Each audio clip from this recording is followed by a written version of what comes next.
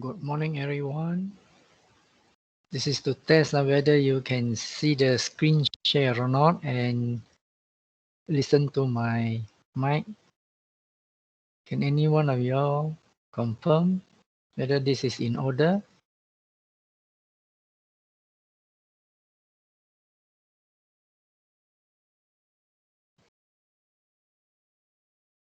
Okay, thanks for the feedback.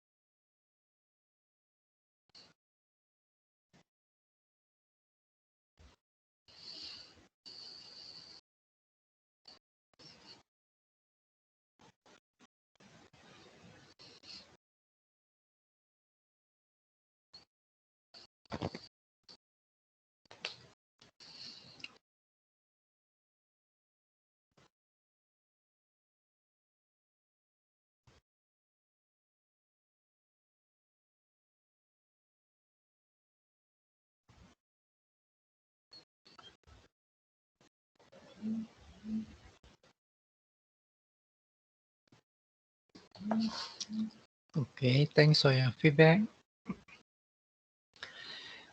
Good morning, everyone. I shall commence the lectures that we left on 15th of June.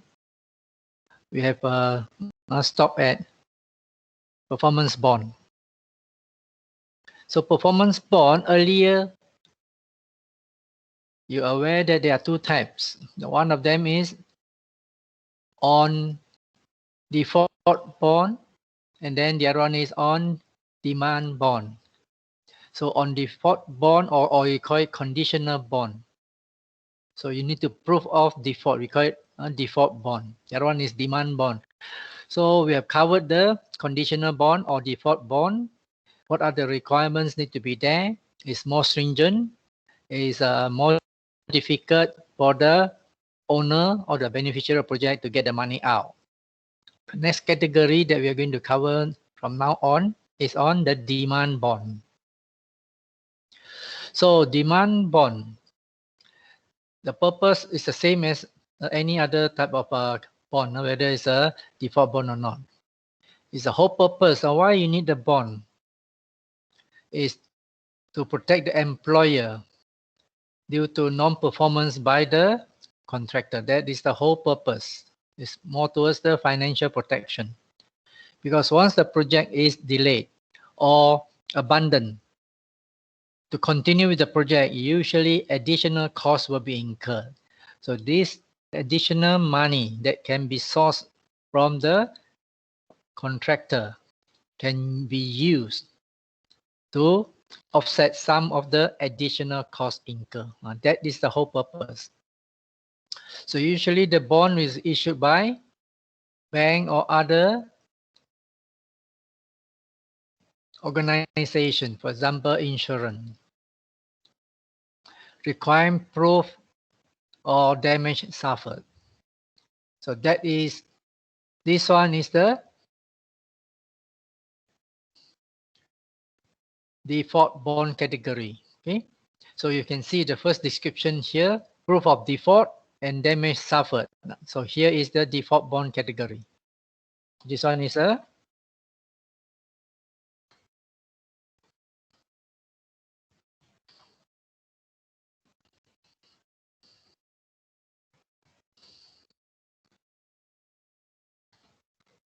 with a default bond, you require this so-called default and also the proof.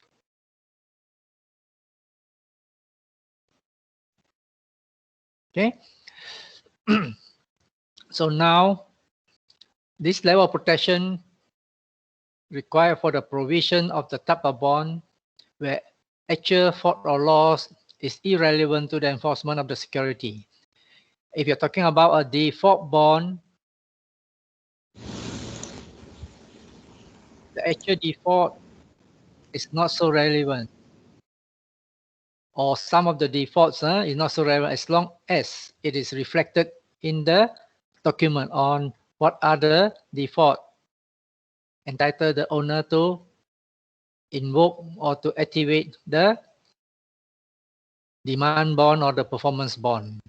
So that is a slight difference between the default and the demand bond.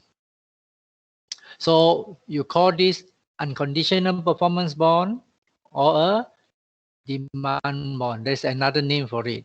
So this is the characteristics why demand bond is more popular with the owner as compared to the default bond. Okay. So under the demand bond, an issuer, that is usually the bank or the financing parties,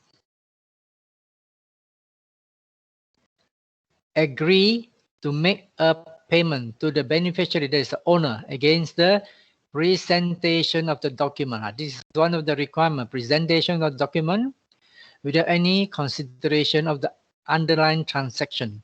That means that whether you have other type of requirement, that's a different matter. But important thing that what are the things that is stated for the demand bond to be triggered, that is the most important. Or the merits of the demand for payment by the beneficiaries. Or what are the special grounds for the beneficiary, that means the owner, to invoke this so-called drawdown from the bank. That means the bank to pay. Okay. So this is the key difference between demand and default bond. So now, how does the bank make that payment? In order for the bank to make that payment, before making a payment, to ensure that the documents are presented and conform strictly in all aspects of the requirements set out in the bond. So it's all been drafted in the bond. That means that document is very important.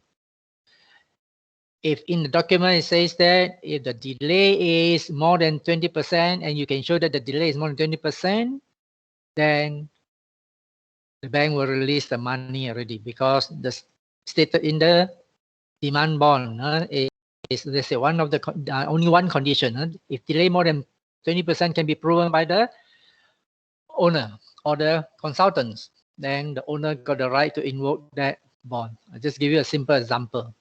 Just to comply with the requirement of the bond. So you can see demand bond is much more easier to be invoked. How? Where a simple demand may be made at any time. So you can see, so these are the things why it is popular with the employer. Number one, this is number one. Demand can be made at any time, number one.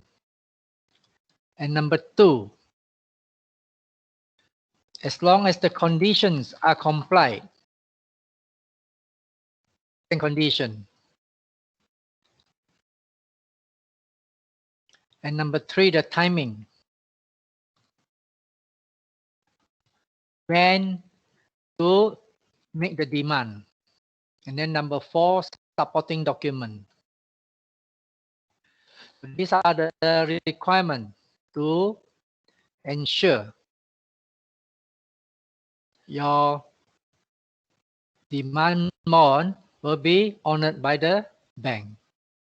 So you can see it's much easier, much simpler, because all thing is look at the condition attached, when it's supposed to be invoked, if it's already met also. For example, if the project is delayed by how many percent. Supporting evidence, that means to show that the project is delayed by how many percent. Then the bank will release the money already. That's how the demand bond is better to the employer. But for default bond, you have all these things. Plus, you have to show proof of the loss. Showing proof of the loss is the biggest headache to any claimant, in this case to the employer.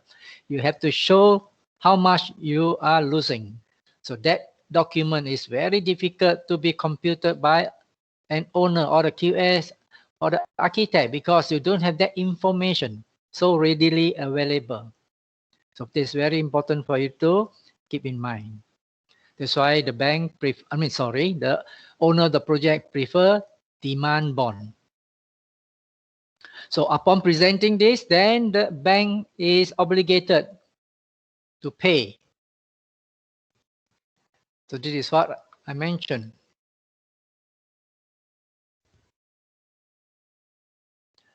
So when everything are satisfied according to the terms of the bond, money have to be released, regardless of any underlying dispute as to the beneficiary entitlement to the proceed. That means whatever dispute between the contractor and the employer on other matters doesn't prevent the demand bond to be released. This is why I'm trying to say, regardless of any other underlying dispute as to the beneficiary entitlement to the proceed. The contractor definitely want to protect themselves by saying that, oh, this money cannot be released because of what. But the bank says, sorry, as long the terms of the demand bond is met, money is out. This is supported by case law under Edward Owen versus Barclay Bank. They said Barclay Bank released the money because Edward Owen said, no, don't release. The bank says, no, we have to release. Why? Because the conditions are complied. This is what the judge have decided in Edward Owen versus Barclay Bank International. How to make the demand on the demand bond? How to make a demand? So these are some of the things that are repeated here. Okay. So these are the usually things are in the conditions there. Okay. Whether or not the undertaking to pay is related to the failure to perform under the agreement. So there must be a failure to perform and under the agreement. Usually this is one of the conditions. For example, cannot finish the project. That's one of them. So with this, it will trigger the obligation to pay. Then were there any other preconditions to make a valid demand? For example, these are the other preconditions. Is there a require for notice or not? If there's a require for notice, as long as notice is complied, then the money will go out. So these are something very basic, very simple for the demand bond to be triggered. Failure to comply. The failure to comply is usually a very simple default.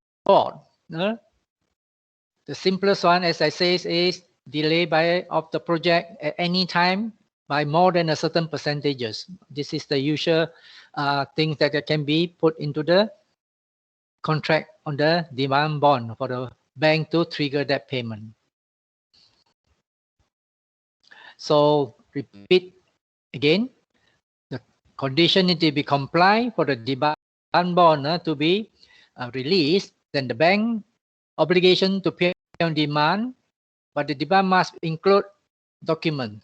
Yeah, this one I think is basic, that the claimant, the owner or the consultant will help to provide that document. Let's say, for example, to show proof that it's delayed by how many percent, or what are the other conditions to be met is need to be shown.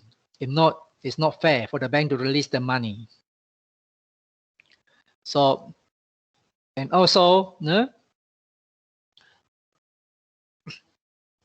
once it is done, the bank will have to pay already because it's the obligation not to pay upon showing all these requirements under the bond. So this mechanism is a means of providing in advance evidence that all the grounds for the bonds are met. So these are evidence because you cannot simply call the bank and say, please release the money. The bank had to protect the customer also. So generally, in summary, these are the things. Notice of default, because there are sometimes a special requirement. You don't give notice, it's not fair. And then the sum claim, if can, it will be better. But usually, there will be the full figure or part of the figure. And then the grounds where the contractor have defaulted. How to support it? Certificate from the engineer or architect will be relevant. In this case, if you are talking PEM, maybe from the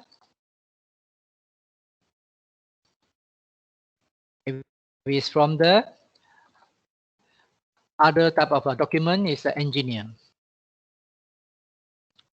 Then if you got this independent expert is the best, but sometimes you don't need. Okay, or the amount of all these things to be claimed, it's best that you can look into the demand bond figures, or sometimes the figures are modified due to this situation where the contractor challenged it already. Okay, so the figure is from the adjudication or from the arbitration or the litigation that produced that figure, and the bank will release that figure rather than the amount stated in the demand bond. So this is how the figure can be modified if due to taken all this to court or to private so-called court. Adjudication, arbitration is a private court. Litigation is an open court. So at least it gives the so-called principal. That means that the principal here is the contractor. Okay, some protection. So why this is required? I believe that is basic because the principal here means the contractor.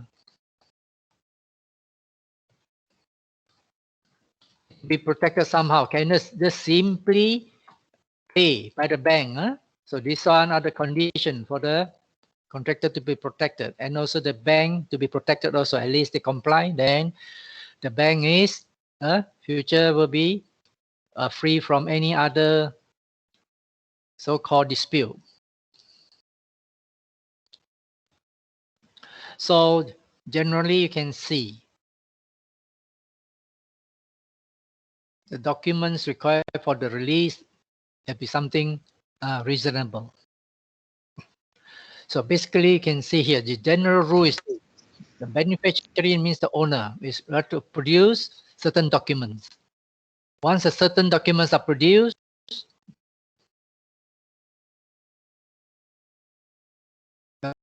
will be released. So the beneficiary is required to produce. That means the owner here. Beneficiary means owner for this type of understanding. Required to produce certificate of default or the occurrence of some events. So certificate of default, more towards the so-called the criteria that to be met. For example, you didn't complete on time, or the occurrence of some other event. So not only the default there are some other events that can trigger.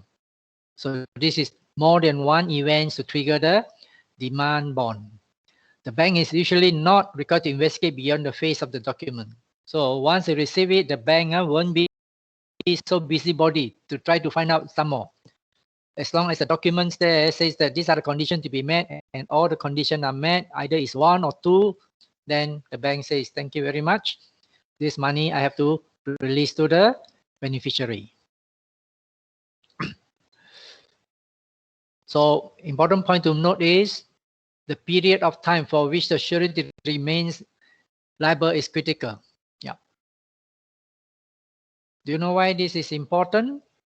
If the performance bond date is already expired, you can't use it anymore. Okay, because the performance bond or surety, there is a starting date, there is an ending date. And if that date is expired, then you can't already. Cannot trigger the performance bond. That's why the owner will always insist when you got extension of time, the performance bond duration must be extended. Are you clear? So that's why the time is critical. So how can the performance bond can come to an end? Usually this is the clause here. Either the issue of CPC or releasing of a promise guarantee discharge the surety from further obligation. So this is how the bond can come to an end. It's either the CPC issued or some promise or guarantee produced by the contractor for certain requirement, let's say it's under your maintenance period. So all these will ensure that the bond is no more in action. The other documents takes over. So this is a case law to support that requirement or that so-called concept. So how to challenge the demand bond by contractor? Because contractor is the one who bear the risk most of the time. Okay, so sometimes the contractor may cook up something to prevent the money from being released. So these are the things to look into it. So the contractor have to look into these three factors: invalidity of the bond, there are fraud involved, and also acting in bad faith. Okay, so invalidity of the bond, there's a possibility that the example,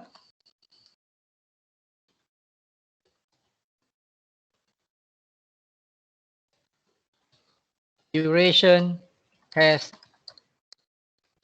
expired. Okay, fraud, you know very well, cheating by the owner. Because the owner is going to take the money, then the contractor is going to defend. Bad faith, acting in a very unfair, something of this nature. So these are the examples, e.g. Okay.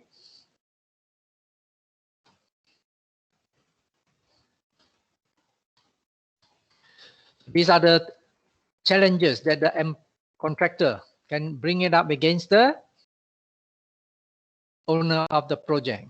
Okay, so these are the requirement, invalidity. Okay, so this case law will support your argument that invalidity is a ground. Second one is the fraud.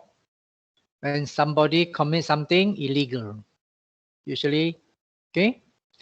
And then the third one is bad faith. So this is the case law to support the bad faith requirement.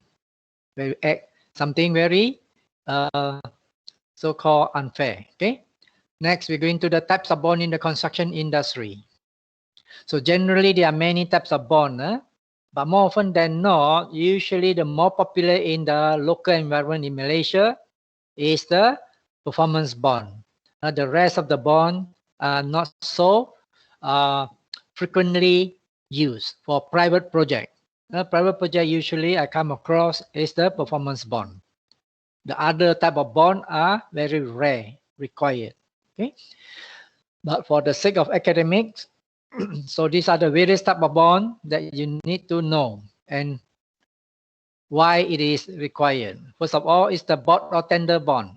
The bond or tender bond is usually required if it's in the tender document stating that the contractor need to supply amount of money to ensure that your tender is genuine. You are really interested to tender and not just fool around. That's number one. So either they come up with a cash deposit or a bond. And that bond, you call it the bid bond or tender bond. Same meaning. Okay. Another type is the advance payment bond. Okay. So advance payment bond, usually in private project, it's quite rare to give advance payment. But in government project, like JKR, there is such a advance payment, usually a 15% of your original contract sum. Okay. So in order for the government to release the 15% of the contract sum, the contractor must provide an advance payment bond just in case the contractor run away, so that at least the advance payment can be recouped from the bank. So this is another type that is advance payment bond, where there's advance money released to the contractor. Private project, very rare, advance payment, and that is very rare. It's only in government project that this bond is required. And then the next one is retention money bond.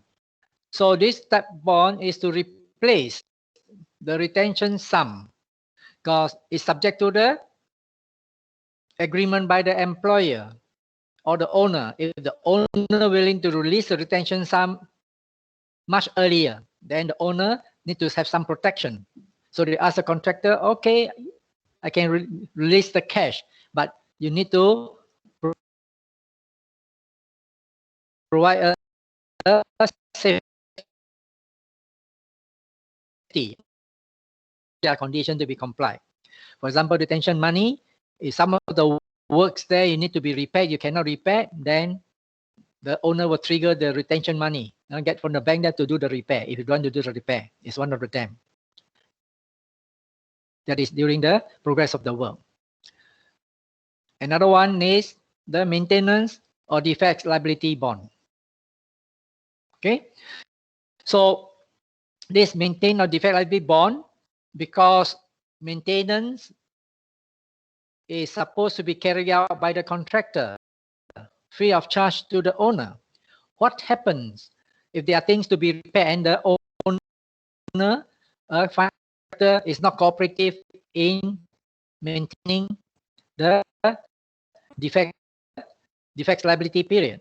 So sometimes the owner may insist, okay, give me the maintenance or defects liability bond. If not, then there could be some other requirement for the this is the most popular one, is the performance bond. So please understand the term performance bond, okay? Because you need to understand the meaning of performance bond, and then you need to understand the types of bond: demand bond, default bond. How to trigger the demand bond, how to trigger the default bond. You must differentiate between the two of them to be able to understand these so-called issues on bond properly. So there are conditions I didn't mention to you when the demand bond to be released, and then what are the conditions to comply for the default bond to be released. So this is a performance bond. So these are the requirements. It requires simply to cover the, this is the key point, simply to cover a given percentage of the tender total without regard to the increasing value of the performance received by the client throughout the construction period. So what he tried to say is just in case the contractor defaulted, at least this money can be used to cover partially for the future increase in cost. So that is the performance bond purpose. It is an incentive to performance without regard to the nature and extent of any particular default. So means an incentive to perform, so that you make sure that the contractor perform well. If don't perform well, then you could be in trouble. So these are the various type of bond that you can find in the construction industry. And now we go on to quickly onto the performance bond under your PEM. So generally it covered by the clause, and I think the clause is changed already. Okay, let me check through again.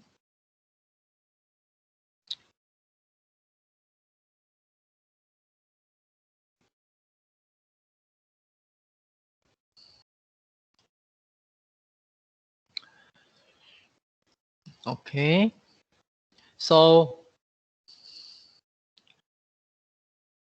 under this, the performance bond, you look at the last clause.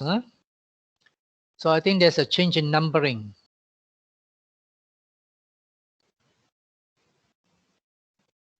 See here.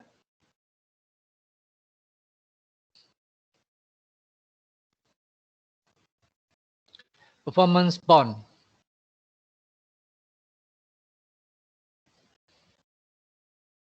So instead of 37, now becomes 39.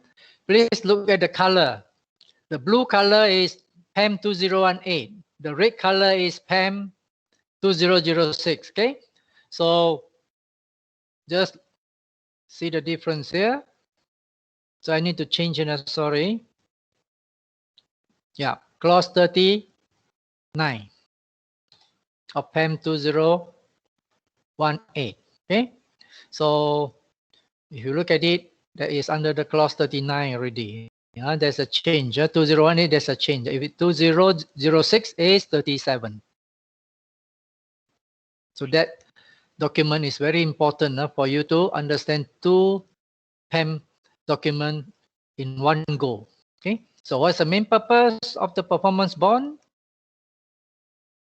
Is to for the protection of the employer. How to protect the employer? To ensure that the contractor complete the work. That is the main requirement.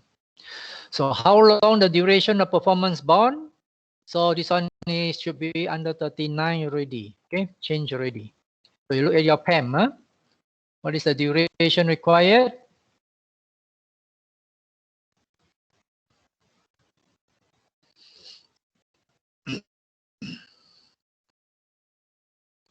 The duration required on this so-called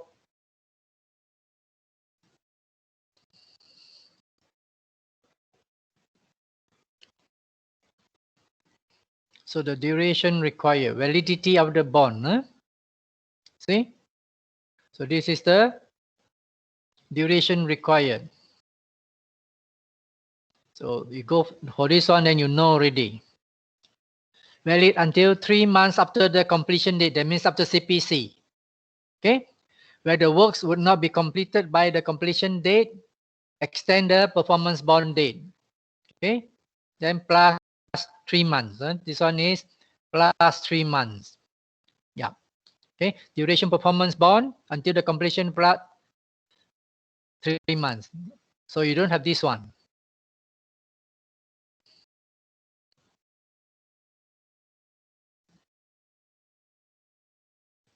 Or you need to plus 3 months. Subject to extension of time. If contractor fails to maintain performance bond, then I got the to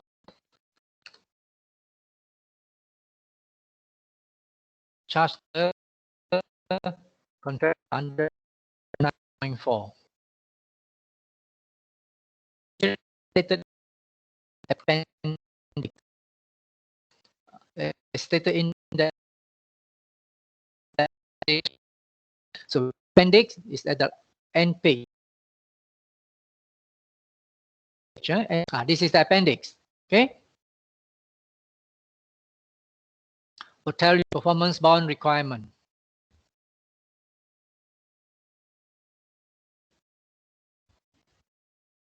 See here, amount of performance bond. If it's not stated, it's going to be 5%. So all depending here. Okay. So it's clause 39, one for your PAM 2018, and clause 37, one for your PAM 2006. See the difference. There are 2 in 1 here. Okay.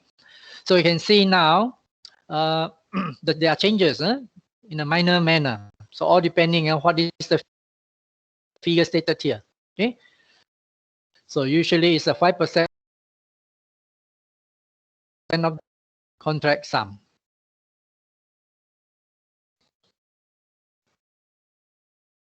So what will be the use for the performance bond? There's something there. So please don't simply make use of your PAM for other purpose. Okay. So first of all, to complete the balance work. Number 1, to rectify defective work. Number 2, okay, for loss and expense. These are the 4 areas that you can use. You don't simply go and use the performance bond money for other purpose. Okay. If you use the other purpose, then the contractor will come after you.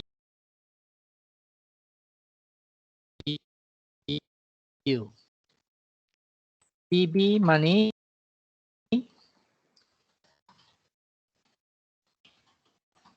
we use for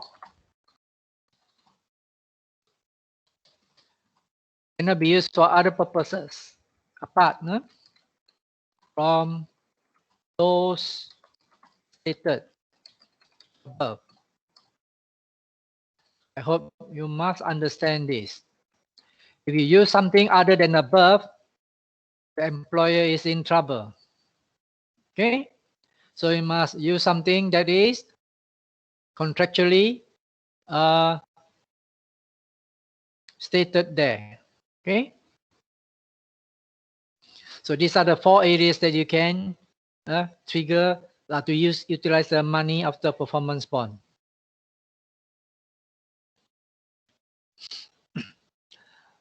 What are the situations where the PB has to be returned to the contractor? When to return the performance bond to the contractor? Situation number 1, after the CMGD issued. Okay, and situation number 2, there's a default by the employer under clause 26. That means the employer is terminated by the contractor. Okay, where the contract is determined, and then the original performance bond must be returned. It's not a duplicate. You have to return the original performance bond to the bank. That's why this is when the performance to be returned to contractor. Number one is upon the completion, making good of the so-called defects. So they want to be released. Or sometimes it's stated there is after the issue of CMGD, usually after the CPC plus 3 months, okay, or depending on the modification. Sometimes or modify or so-called modify contract condition. So modify condition, they may include extend the so-called performance bond duration. That means that you need the certificate of making goods, only the things will be released. Usually this is the requirement under the contract just now above. Okay, so usually this is requirement. This is the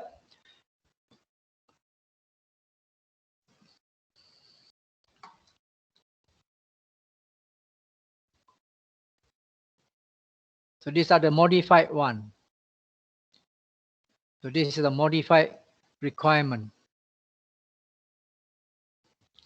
So this is the first requirement of the modified. More often than not, the modification one is unfair, but no choice. Okay, and sometimes the contractor validly determine their service. So under clause 26. So your site stuck already. Anything? Your site stuck already. Pardon? Stuck Oh, already. I see. Okay, let me go back again. So that's why I say the system is a little bit bad. Let me opt out, then I go in again. So I stop the sharing. Then I go back again.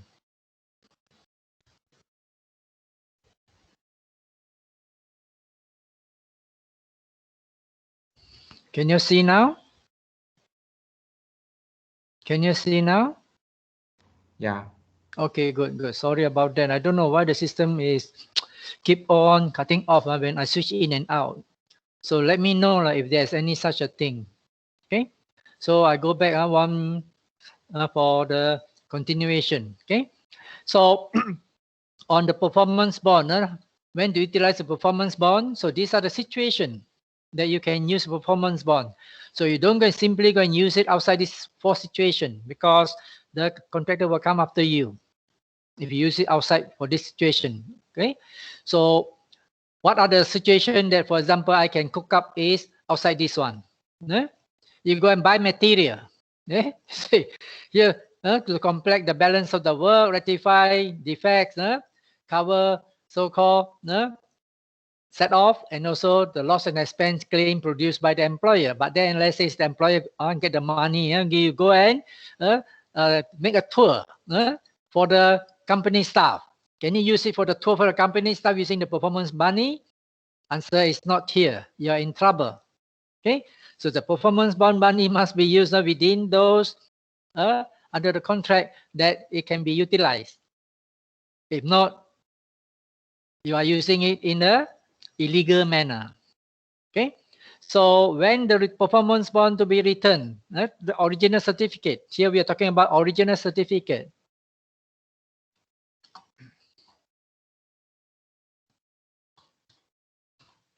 PB cert,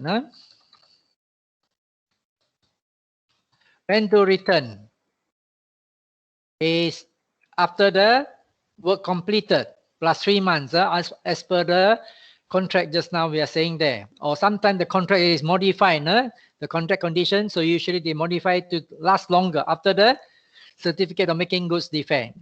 This is type situation number one. Situation number two, sometimes the employee is at fault, which you're going to cover this one later under the clause 26. Then the contractor say, thank you very much, I'm not going to do the work because of certain things that is under clause 26. And then the performance bond must be returned. So why do you need to return the original performance bond? Do you know the reason why? Original performance bond certificate need to be returned to the bank so that the bank can reduce the PB so-called line or return the money by the contractor as indemnity.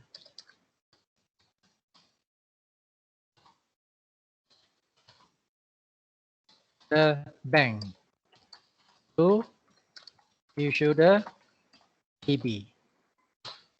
So that is a very important point. Why original cert need to be written? So this is the reasons behind it. Okay. So the bank, so that the bank can reduce the performance bond line. So what is performance bond line? Sometimes a company or organization have an arrangement with the bank. Okay, the bank will say, oh, this is a good company. I will give you performance bank line for 10 million. So at any time you need a performance bond, the bank will give you the performance bond up to a maximum of 10 million. Okay. So how to reduce the number or the value of the performance bond line?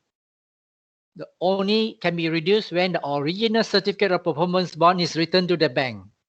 So say project A, your performance bond is 2 million. Okay. Once the project A is completed, then you return back to the bank so that your performance bond line is reduced by 2 million.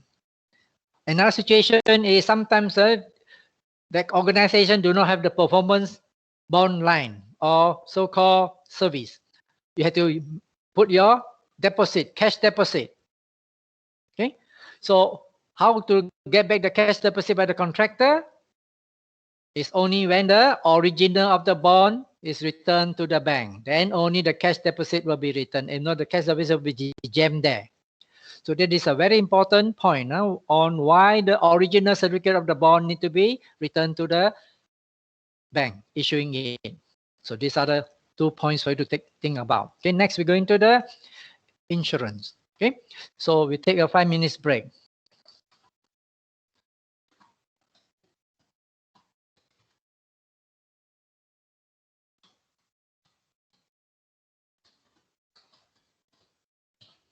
So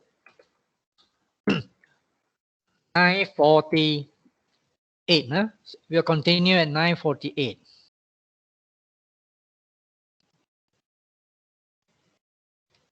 So now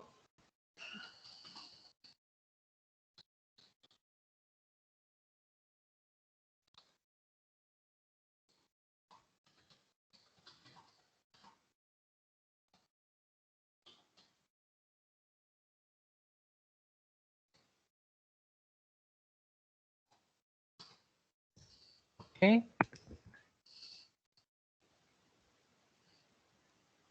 So take a short break. We'll come back, then we continue on insurance already.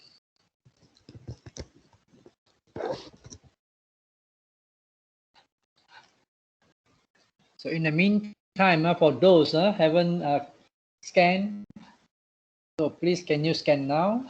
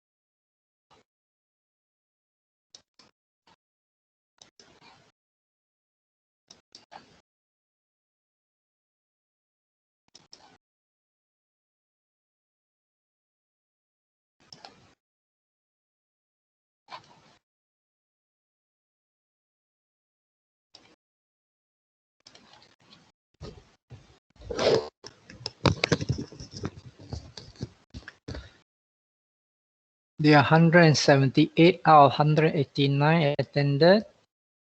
So for those who have attended or already accessed this one, can you scan or not? Because there's still something missing.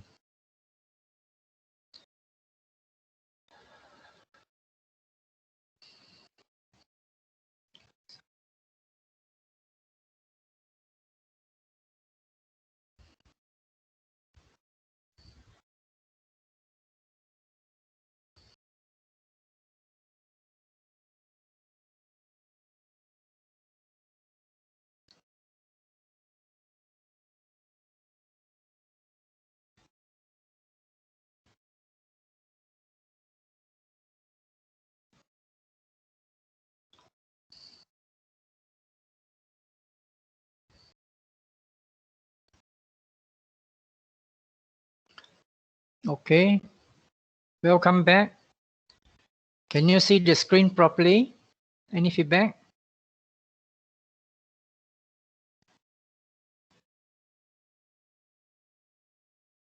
So if there's no problem, I'll continue. So now we are talking about insurance matter.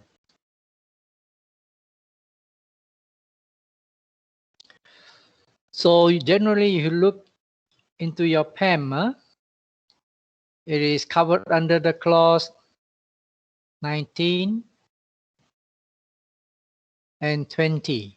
Okay, so that is under the insurance matters.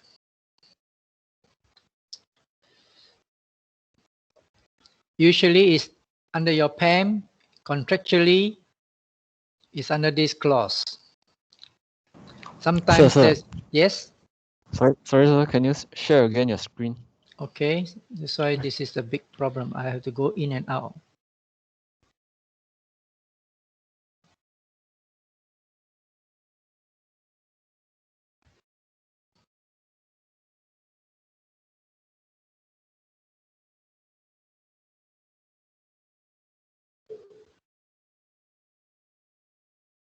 Can you see now?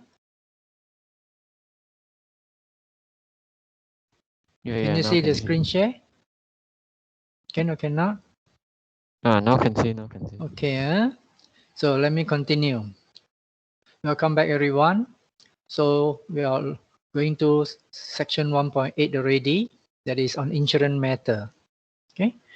So insurance is usually under the construction contract is imposed by the contract condition. In this case, when you use PAM 2018, clause 19 and 20 is how to provide the cover. And then what is the meaning of this so-called cover is provided in the clause 18. So we got clause 18, 19, 20, all related to insurance matter.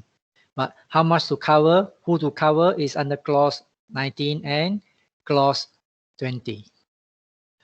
So that is the contractual imposed. Sometimes is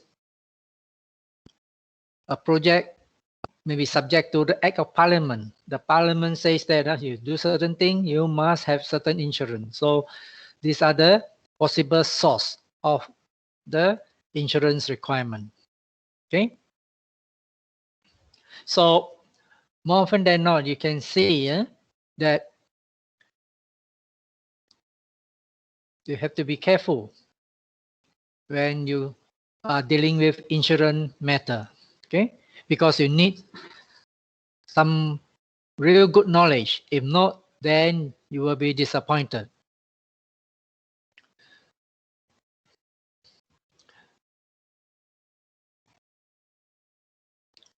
If you are not familiar with insurance matter, please consult this particular person. You call him or her will be insurance broker. So more often than not, if you're not familiar, if you're working in the industry, whether in the consultant or contractor firms, related to insurance matter, don't worry. You don't go to the insurance company. You go to the insurance broker. The insurance broker is an independent party, or sometimes they work under a insurance company.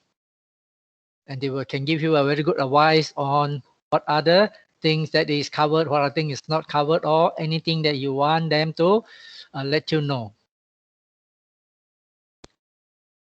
So when you buy the insurance, what you want to be protected are inside the condition. As long as your insurance is already signed and it is not inside the document, then you are not protected. So what you want to be protected, usually you need to let them know. Who can help you is the insurance broker. This is a very important person that can assist you. Okay. So type of insurance in the industry. Before we go there, you must understand the meaning of indemnity. So what does indemnity mean? So this is the meaning of indemnity before we go into the types of insurance. Okay. It's a principle that insured can only recover what is lost. Now, this is indemnity. What you lost, you can cover. Okay. So it is an implied terms in the contract.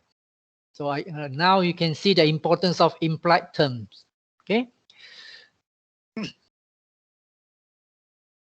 So if the insurance policy is to cover to the extent of 1 million, it doesn't mean that the insurance company will pay you 1 million. It will pay you 1 million on condition you can prove that your loss is 1 million. If you prove the loss is 500,000, then you got paid 500,000. So this is the indemnity principle. You can only recover what is lost. I hope you really must understand this principle. Okay. But when you buy a life policy, I'm not talking about construction. Life policy is different because under the life policy, the value of a life cannot be computed. Let's say when you buy a life policy to cover yourself in the event of something bad happened to you, okay, that means an accident and got killed, then the beneficiary will get that total amount, no question asked, because life, you cannot compute a value. You cannot calculate the loss for a life. This is exception to the indemnity. Indemnity is usually to pay you the what you actually can calculate. Okay, apart from your life policy. Life policy is not the construction one. Life policy is more towards your personal one. Okay.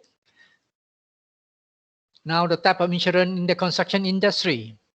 Okay, so usually it's a single project policy, or it can be a multiple project, or it can be a annual. So this is type 1 and then this is a type 2. More often than not, for us usually one single project. Okay, or it can be a combination of these, which is quite rare. So these are the 3 types of insurance that you can buy. Either number 1, annual type, to cover for the company policy to cover all the staff or all the projects annually, or combination of those. So more often than not, we are dealing with single project policy. Okay. Yeah. So this one, annual policy, is to cover the duration on the turnover or whatever. This is the so-called their meaning. Okay. So generally for the insurance policy will be a liability, and then the damage, material damage, and then the consequential loss.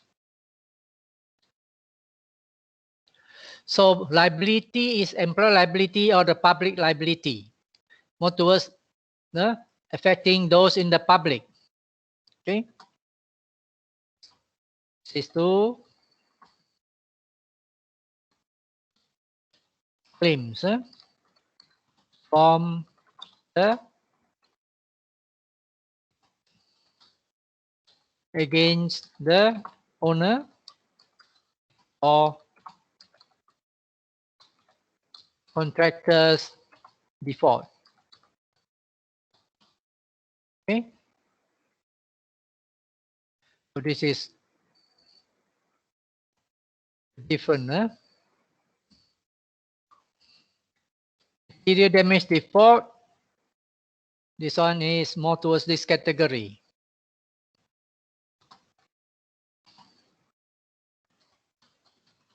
to existing project. Okay, so this one manage is more towards the damage to existing project. How much is this one is to protect third party's claim, the public claim. Okay, consequential loss is more towards the loss due to events created by the loss due to event created by the project to other parties. So this consequential loss usually is quite difficult to protect because after that we need to understand the meaning of consequential loss later. Okay, so liability policy, what are they? Yeah, this liability is to protect the employee, the contractors, or the professional even. Yeah, forget about it. Yeah, there is also another one. Is to cover the insured legal liability to the third parties. So you can see external parties claim. So against the consultants or against the employer, against the contractor, then this insurance will come into assist. Employer liability can be employed to the employee or can be to the public. Public liability is more towards the injury by the public. So these are the areas that is going to cover, plus property damage claimed by third party. So this one are public liability. And then the professional liability, that is the consultants, such as architect, engineers, if they do their design, got problem, then the insurance company may come in due to their negligence by the professional involved in the project. Okay, so that is how the liabilities policies is working.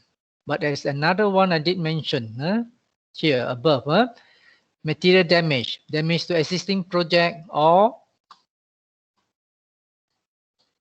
property.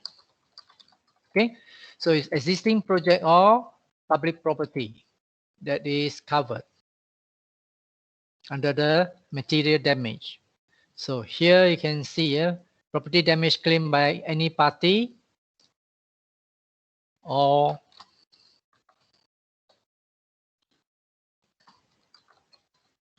existing project.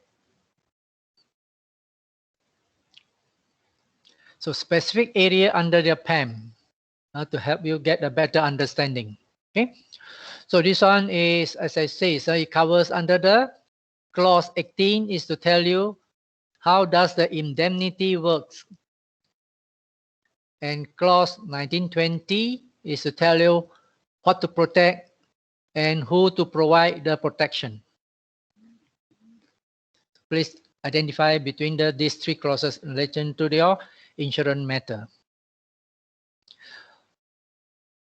So indemnity, contractor is responsible to indemnify the client plus other parties at the project site. So this is usually, okay. For what purpose? Related to injury, death. These are the protection need to be provided by the contractor. Or loss or damage to the property. So these are the areas to be provided of coverage. Injury, death, or damage to the property. The property is external property or third-party property, or the property that is the existing construction is called also the property. Okay. So more often than not, under the building contract, there is a clause to ensure that either the contractor take out the policy to provide all the coverage, or you join name with the employer plus other parties. So these are the usual insurance policy. Either the contractor will take up the risk to cover their project by itself, or in the joint name of the employer plus other parties. For example, the consultants, the subcontractor, specialist contractor, they will be in joint name, or under the contractors only. But more often than not, the current policy usually require in joint name to cover all of them rather than a contractor only. Okay, so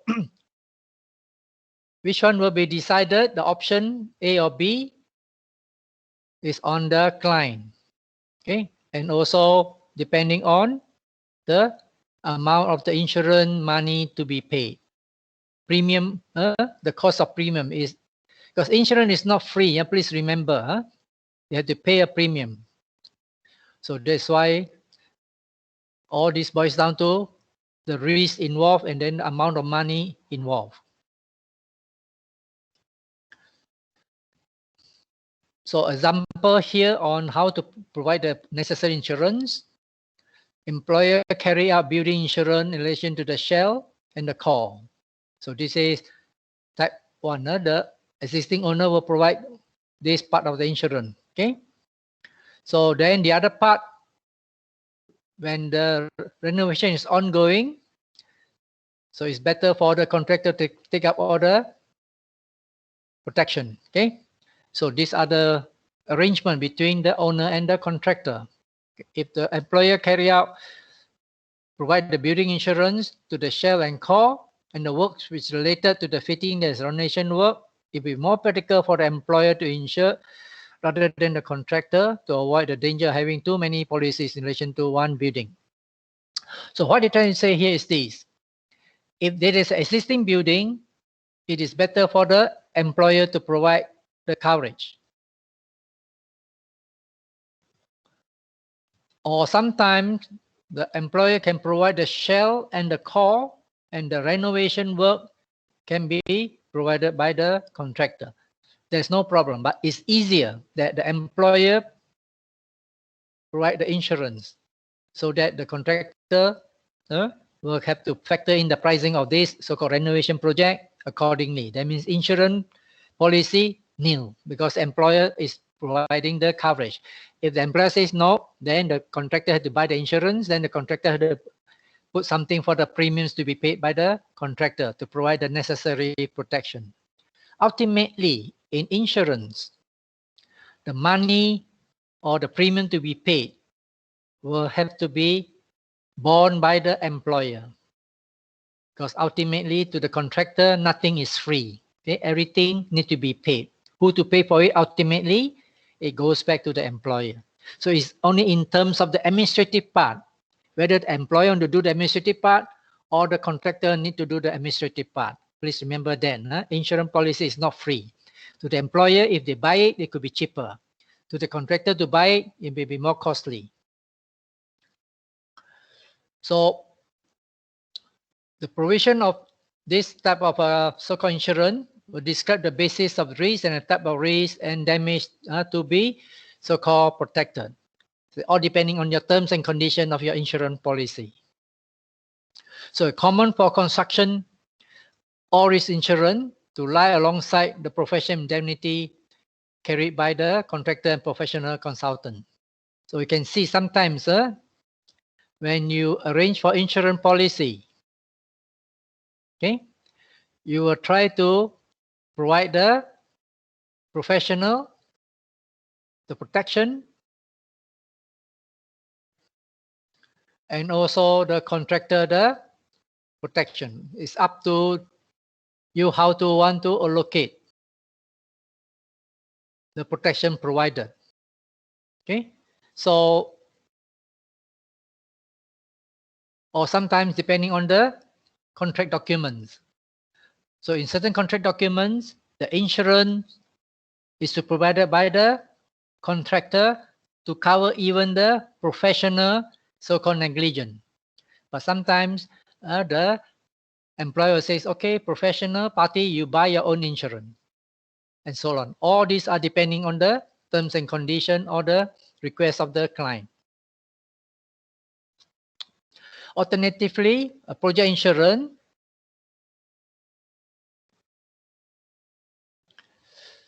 can be procured which wrap up all the risks.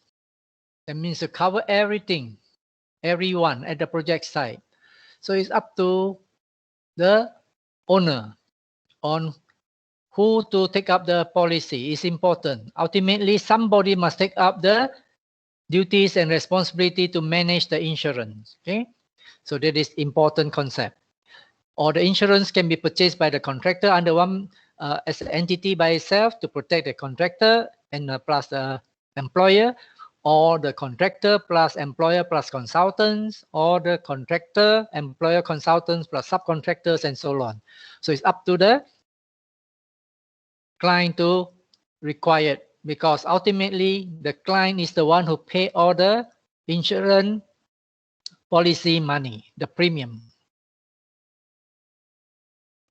So this is how the insurance works in the construction industry. So in order for you to understand this, so you need to look into your PAM clause 18. If you look at the clause 18, you will find that it is actually not an insurance clause. It's to tell you who to protect. It's just more towards the liability clause. Okay, it's due to the liability of the contractor to indemnify the employer, consultants, or whatever party. So that is the clause 18 is all about. Who to protect and how to get it protected. So on will be on this clause 19 and 20. The extent of the protection, all these things will be under the clause 19 and 20. It means the type and the extent of insurance is under these two clauses, 19 and 20. Indemnity, already explained to you earlier. Okay, so it's to ensure that the amount is on the actual cost incurred. Okay, indemnity means that you protect the other party on the actual cost incurred and not simply what they claim. How they protect? Injury or death is one of them. Okay, and plus the cost related to the replacement for the work that are damaged. Okay, so now the indemnity given by clause 18.4 is a very special clause. Here this. So if you look at this so-called PAM 18.4. So these are your insurance clause. Okay, so you can see here 18.4. What you're trying to say here is this. Last time this clause is not available in your PAM 19, so-called 69. In PAM 2006 and PAM 2018, this clause is a new clause that is coming into the standard form. Okay, so this clause is to ensure that the contractor is responsible to provide all the necessary coverage to the contractor, subcontractors, employer, and consultants, and so on. So this is the clause 18.4 is all about. Okay, yeah. So what you try to say is that indemnities to be provided by the contractor means the duties of the contractor to provide the protection shall not be defeated or reduced. So what I'm trying to say here is that anything that is at the project site, contractor must provide the coverage. That's what he tried to say. Okay, shall not be defeated or reduced by reason of the negligence of the employer. If the employer is negligent, also you provide the cover. Okay, if the architect, consultants, or authorized representative fail to do their work properly, also you provide the cover. or the contractor who do the works, also you need to provide all the cover. Okay, so this is the meaning of indemnity given by the contractor under clause 18.5. It is transfer all the risk to provide the necessary coverage to the employer, to the contractor, to the consultants, and everything due to their whatever negligent action. Insurance need to come in to assist them. So this is clause 18.4. The main purpose is to transfer the risk to the contractor to take up all the insurance coverage. Okay, so this new provision shift all the liability to the contractor to protect all the parties at the project site. So that is the whole purpose of this so-called clause 18.4, a new clause. Okay, so under the old clause, there is no such protection provided. Okay, under PAM 1998 or earlier version, there is no such protection. That's why the defects of the insurance clause is already so-called rectified. Okay, so this is the whole purpose of PAM 18.4. So please remember on PAM 18.4, why it is necessary is because there is a gap in the PAM 1998. Because PAM 1998, there are certain things the employer must take up the insurance themselves. If the employer didn't take it, then if that thing happen, employer is in big trouble. Because the contract says that contractor don't have to provide that requirement. So now they get smarter already. So they come up with clause 18.4. Clause 18.4 to ensure contractor take up all the coverage. So under this, what is the meaning of the agent under the contract? Okay, agent means this category of people. Okay, clause 29 will tell you artists and tradesmen. Clause 9, architect and other consultants, and clause 10, the contractor staff, and so on. So all these are person as an agent within the project, either the agent of the client or agent of the consultants or the agent of the contractor. So clause 18.1 to 18.3, you can see from here, this 18.4, now you have the 18.1 to 18.3, okay, here. So these are the how to protect, okay, the parties in the construction project. Okay, 18.1. The contractors shall protect the employer against damage and so on. Then 18.2, okay, indemnify the employer, the parties inside, that is more towards the property. See here.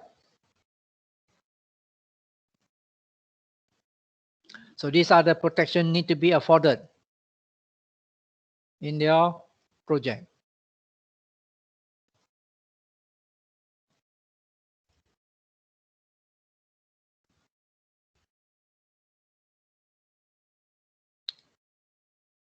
So 18.1 to 8.3 concerned with personal injury or death. What are they covering? Personal injury or death. And then 18.2 will cover what? Property damage, loss and property damage, whether real or personal. So these are the condition of the contract there to tell you what to cover and the extent of coverage and so on. So 18.1 and 18.3 is injury and death. 18.2 is on property damage. So what is the implication? The implication is contractor to bear the risk of making sure that the insurance policy covers all the parties in the contract. Okay. So and also against anybody claiming against the employer.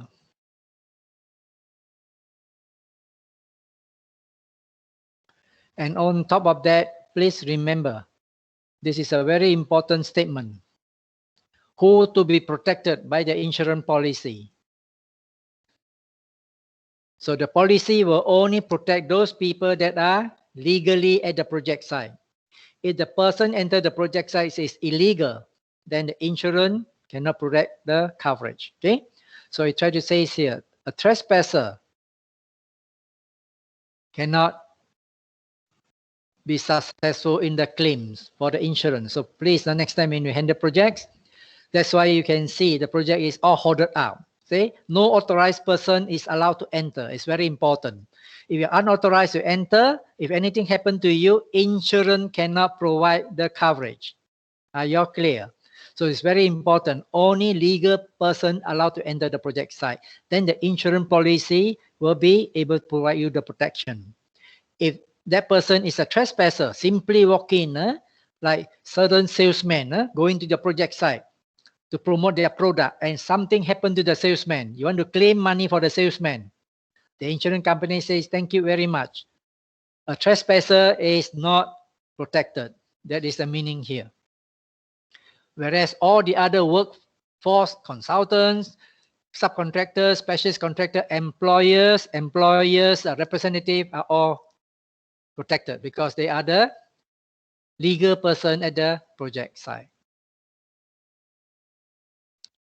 So this one, your significance of 18.4, I already mentioned earlier, is to ensure that the contractor provide all the protection at the project site to the consultants, to the employer, to the subcontractors, and so on. So this is to ensure all these are covered, because in your PAM earlier one, 1998 or whatever earlier version, this provision is missing.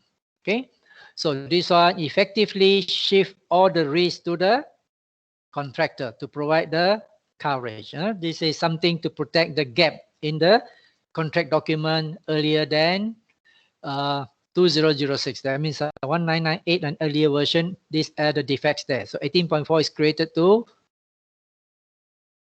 protect the employer or to correct the mistake there. Okay, so it's to rectify the mistake of the earlier standard form.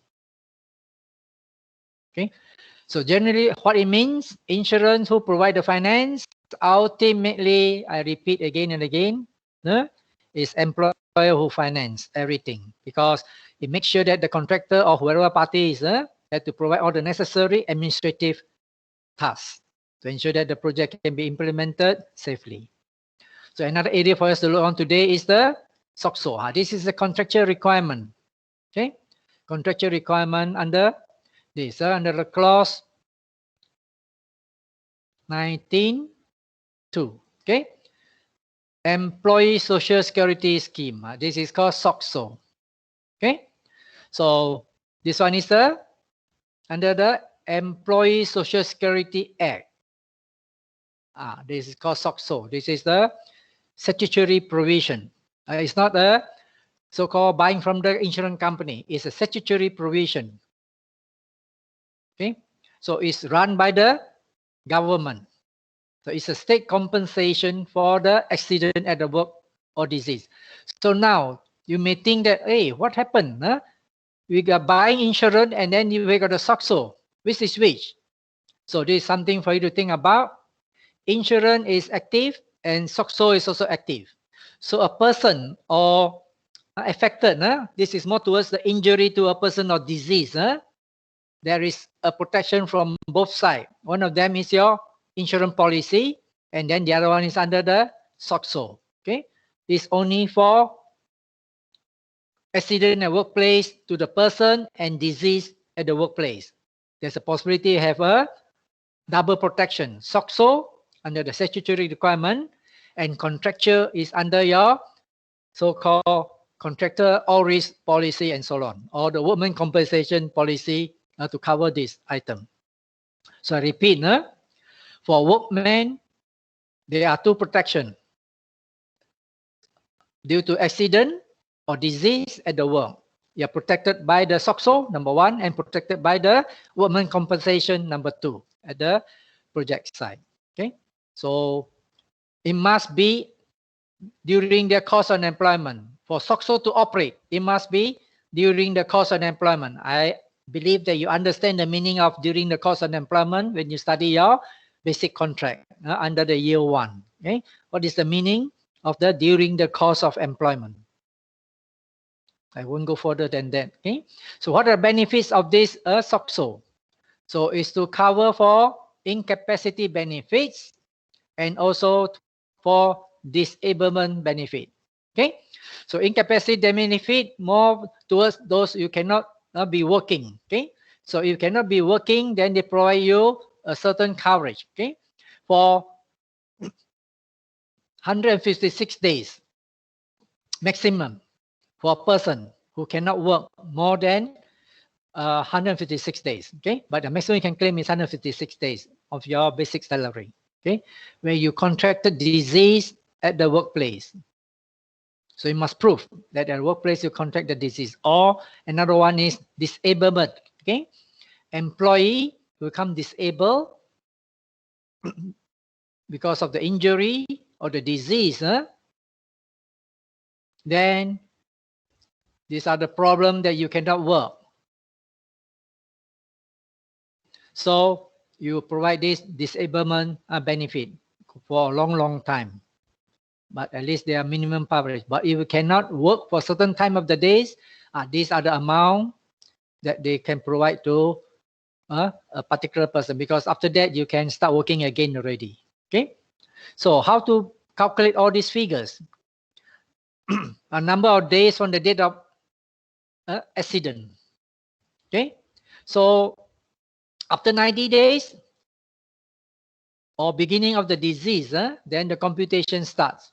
So all depending how to get it paid, you need to have a formula.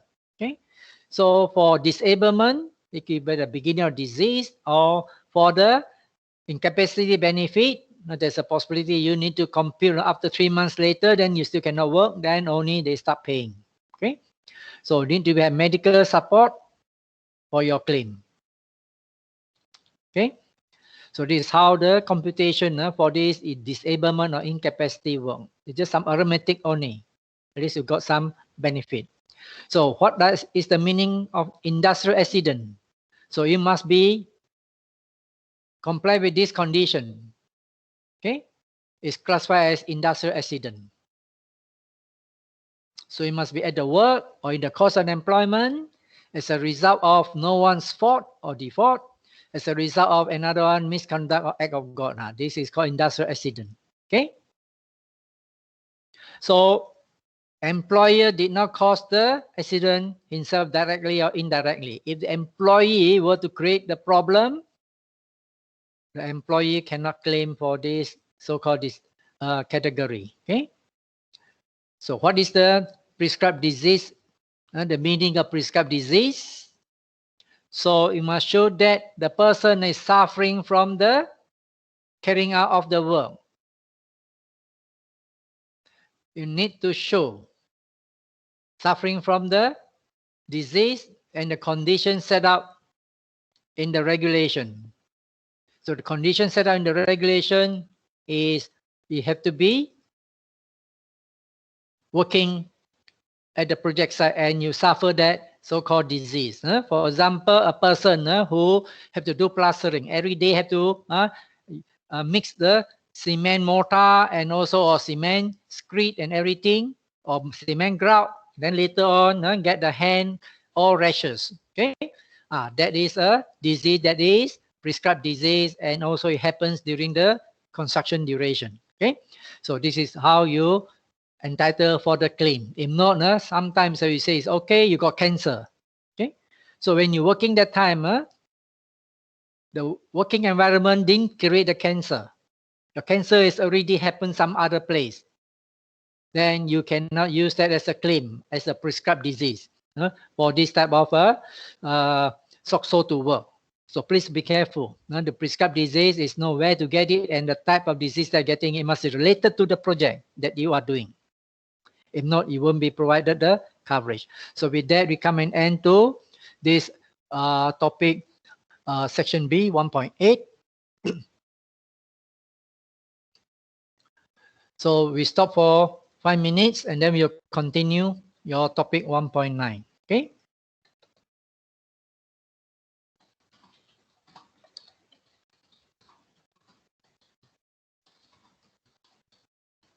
So now we're taking the 5 minutes break.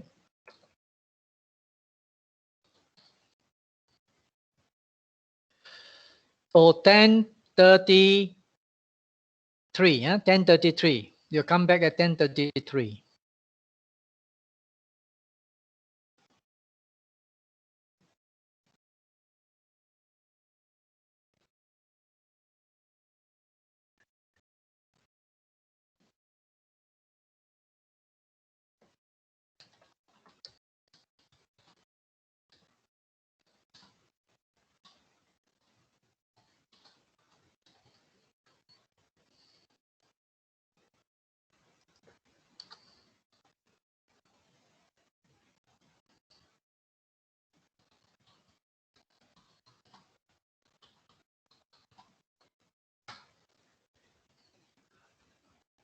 $10:33, yeah, we are coming back.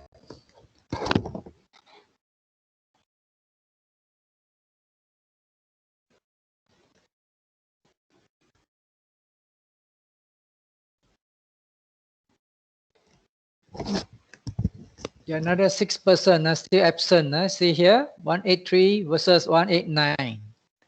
So for those who are present and that cannot access the QR code, please let me know. I will do a manual, so-called marking. Okay. So for those, I repeat, for those who have attended and yet cannot get the QR code register, let me know. I will do the menu because I can do the present absence manually here. So now there are 6% that is not present.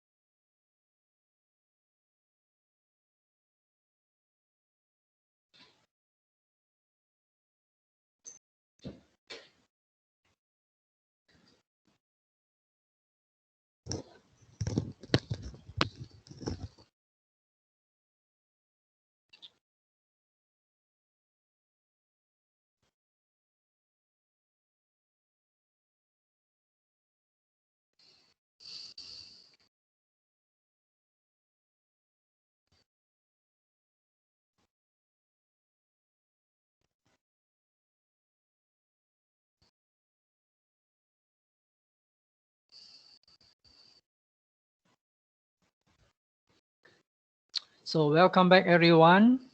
Now we are heading to the next section, C under 1.9. We're going to cover part of the site possession, sectional completion, and so on. So this is a very interesting topic. I can say that for you to really enter the project, this is the first thing at the project site. The contractor or the QSs or the architect or this thing must be aware. So this is the important area for all the project staff to so-called be knowledgeable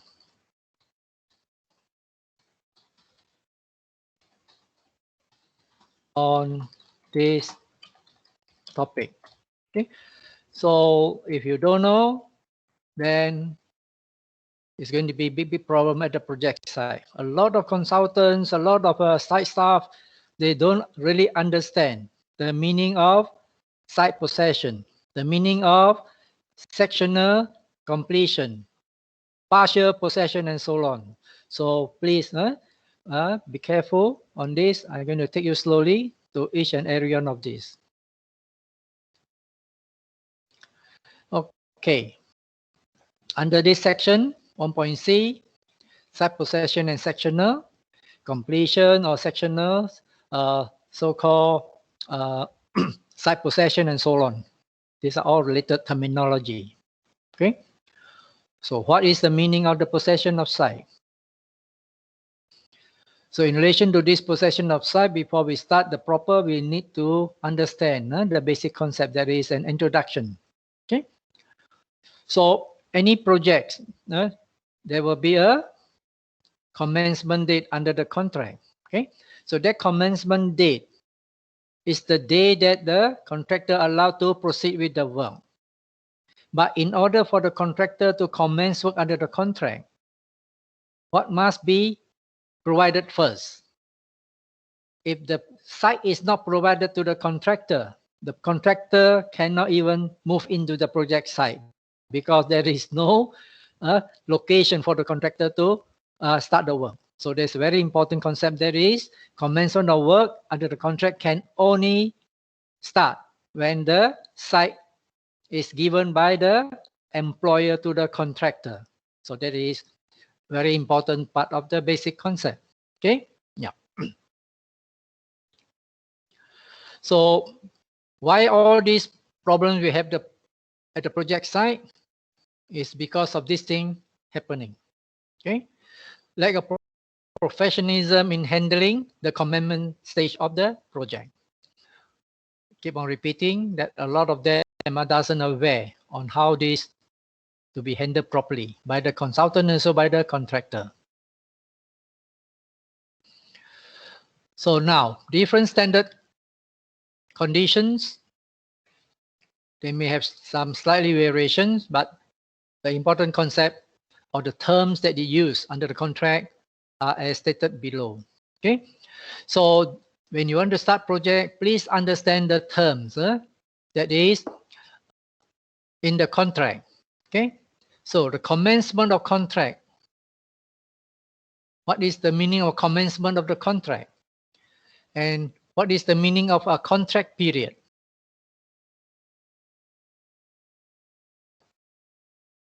Two different things. Okay, commencement of the contract, it means the date from which the contract period start. This is the meaning. Okay, the contract period, the start to run and the contract end at the so-called defined date.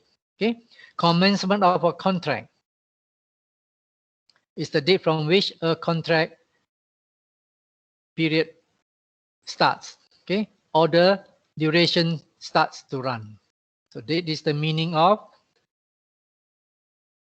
commencement of the contract. Okay.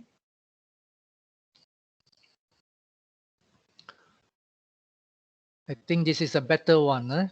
take away this, it will be less confusing. Commencement of the contract.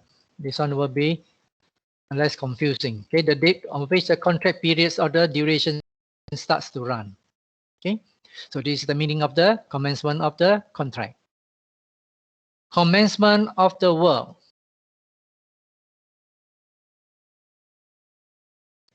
What does it mean? I give you an example. Commencement of the contract. Example. Okay.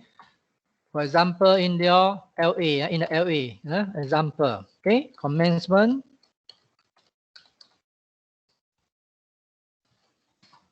of the contract is the date when the LA is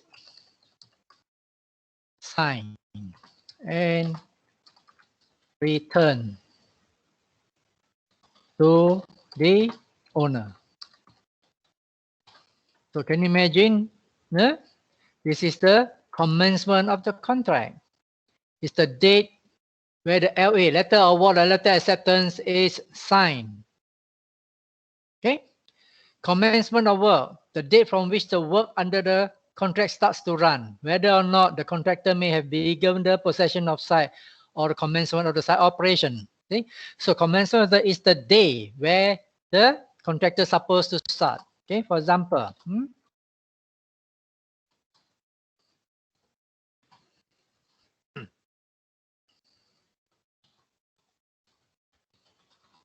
of the work is 15 July 2021. Okay, so this is the day where the work contractor must start work.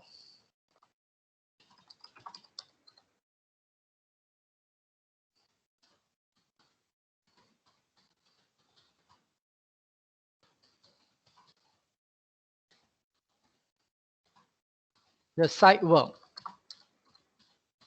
Okay, and then this one, commencement of the contract, that is the date the LA signed. So, for example,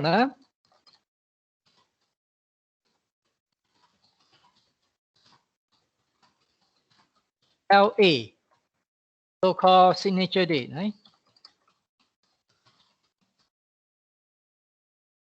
The commencement of the contract. So this one, guys, let's say, is 1st July 2021. I hope you are clear. I just give you the dates to ensure that it's clear to you. So contract is commenced on 1st July. Okay, it's on 1st July.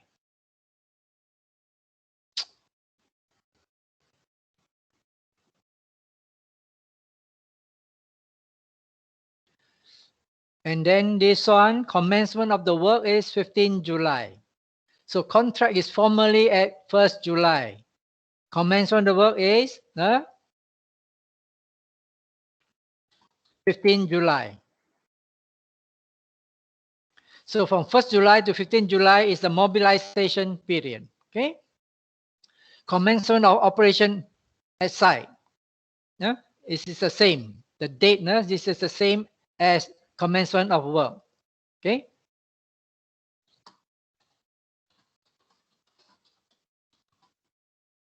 As commencement of the work. The meaning, this is the same as commencement of the work. So please see the difference. Site possession or taking out the site, it means that the employer is obligated to hand over the possession of site to the contractor. Okay, so example.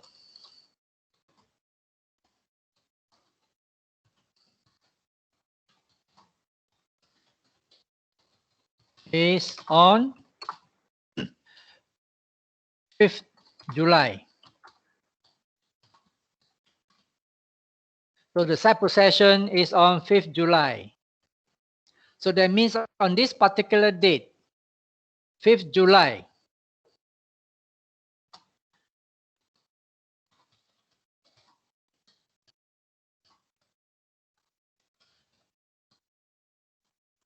and officially.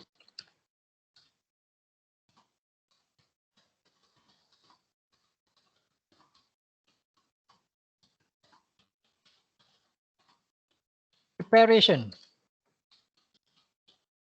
only. Okay, so site possession is the day that the contractor is taking over the site to carry out preparation only. Okay, and not to start work. The starting work is on the 15th July. So I hope you are clear on this concept. Okay, so these are important dates for you to think through.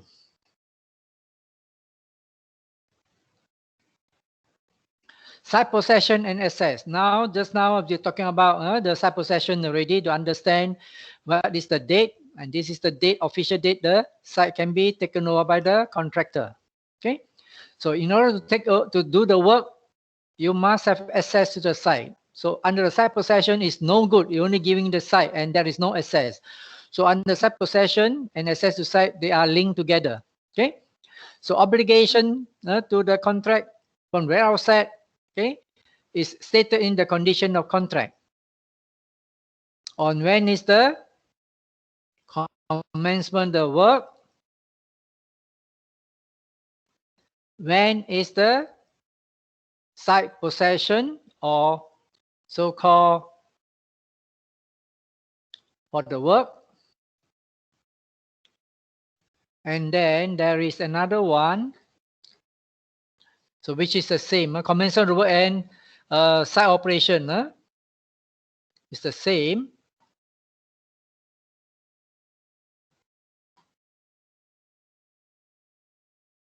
This one, site operation is the same to this commencement of work, and then the access to the site must be given. So these are the things when the contract starts, you need to give site possession. There is a date here, okay, and then commencement of the work. There's a date there, or access to site must be given. Access to the site, there is no date. It's tied back to your site possession. Okay, when you give site possession, you need to give them the access to the site.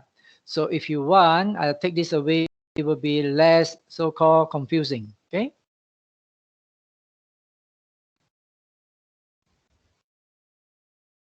So either commence of the work or operation on site. Now that is the date there. Then the site possession and the access.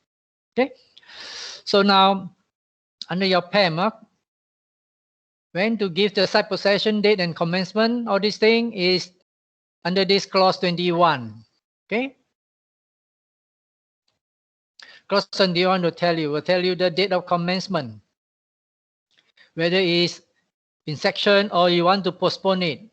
So this is a very important section. So I show it to you. Now clause 21.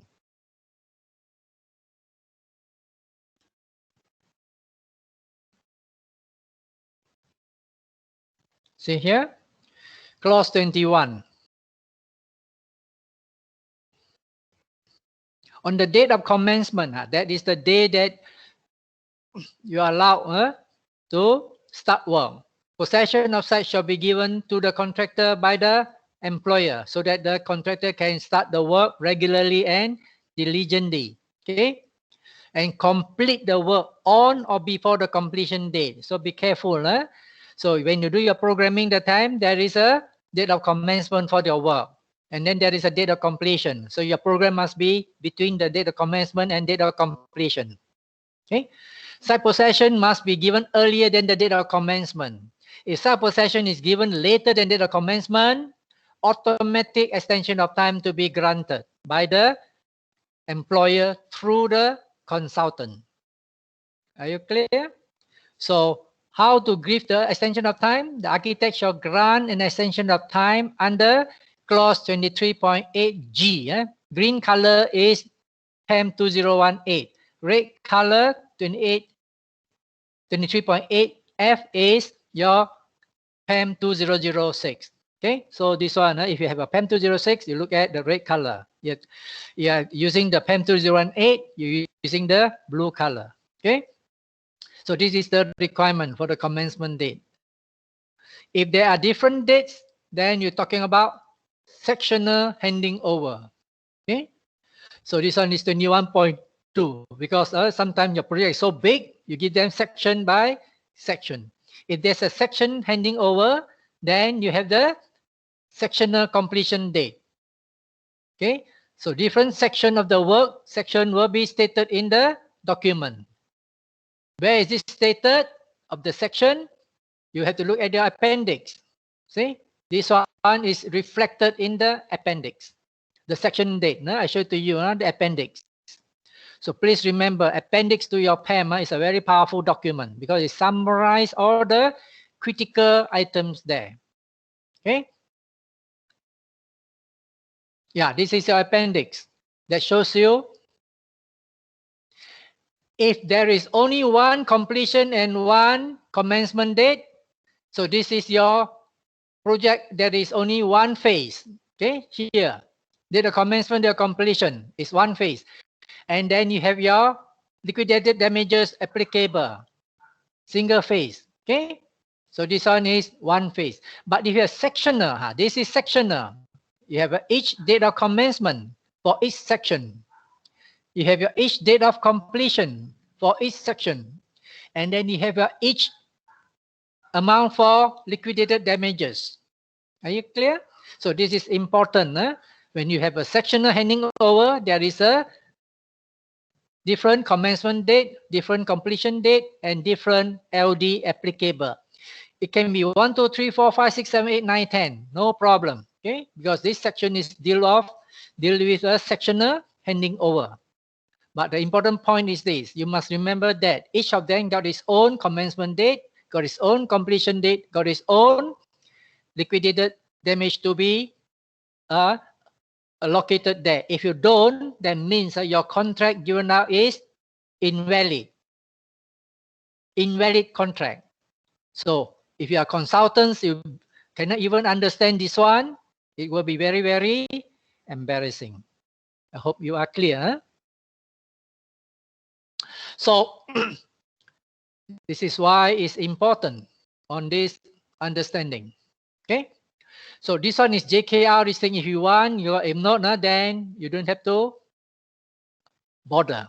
Okay. If you want to study further on JKR, they are clause 38. CIDB, they are clause 17. Same principle as your clause 21. It's under your PAM. Okay. So now this is another scenario. In the event there are no provision in the contract. Okay. Let's say it's a situation. If in the event there are no express provision in the contract related to the above matter, or sometimes you use a bespoke or non-standard contract because the drafter is a very lousy drafter and forgot about all these things.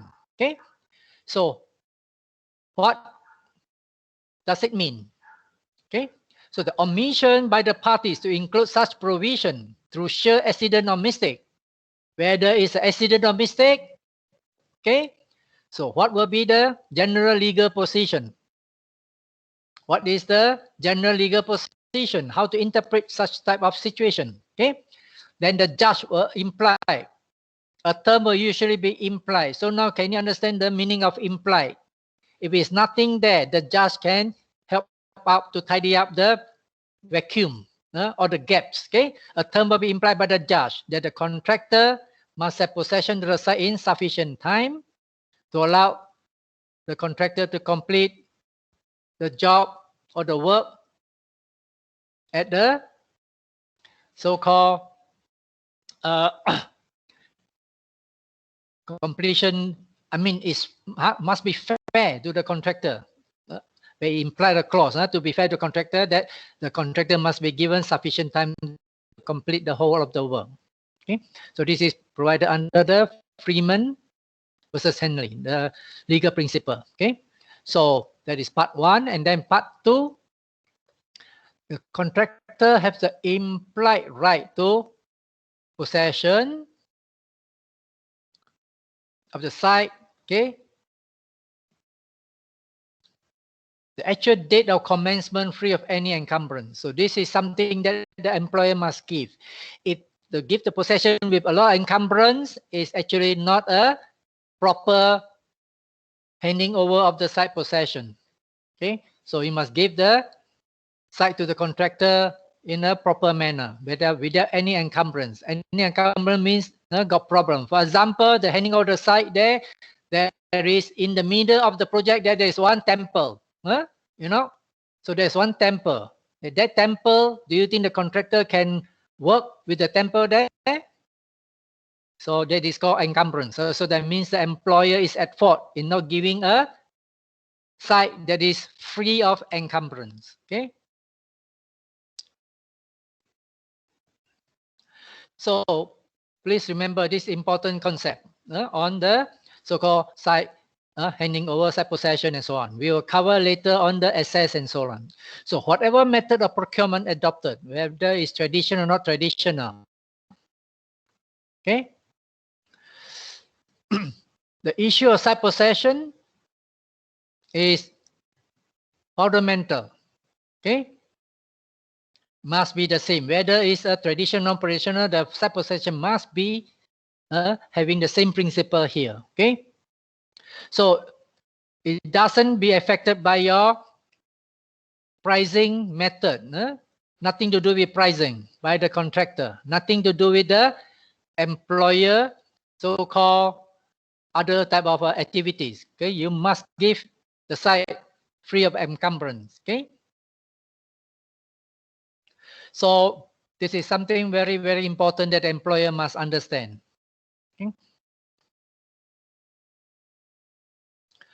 So this is what the site possession is all about. So making the task dealing with the subject matter at hand straightforward. Please don't make it so complicated. If you are advising the client, saying that, okay, when there's a date to have a site possession in the letter of award, then on that day or before that day, you must give the site to the contractor and with the proper access. With the proper access, then the employer will be, or the owner will be in trouble. Okay. So with that, we stop here.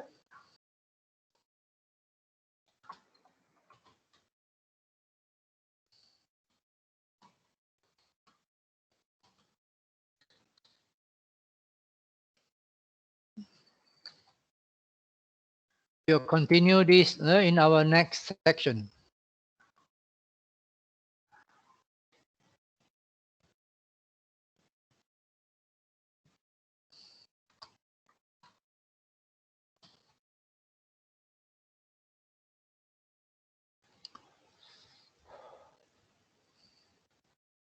Okay, let me check attendance. 185, 4 of you are absent. I already, 187, sorry. 2 of you are absent, 2 of you. Please let me know now, rather than later, few weeks later, you say, oh, I did attend, but this I cannot capture. I can't help you already. So in this case, Chin Ruin is 1 plus another 1. 2 of you. Another one is, yeah, Xiao Jinyi. Jin Roing and Xiao Jinyi. If you are present and yet cannot access, let me know, please. If not, I can't help you. Okay, so I'm exporting this one already.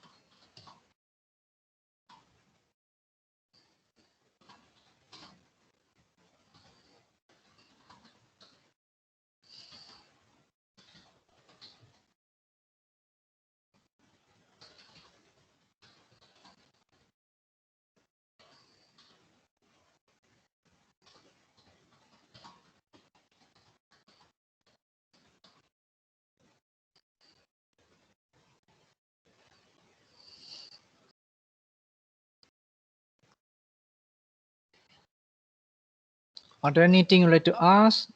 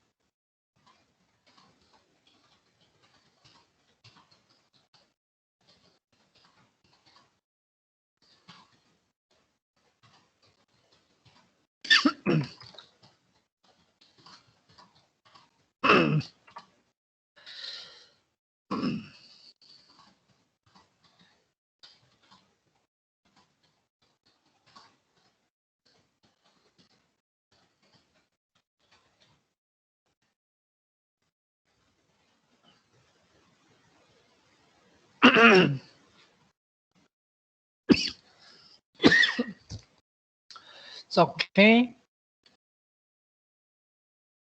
So thanks for joining. I'll stop the recording.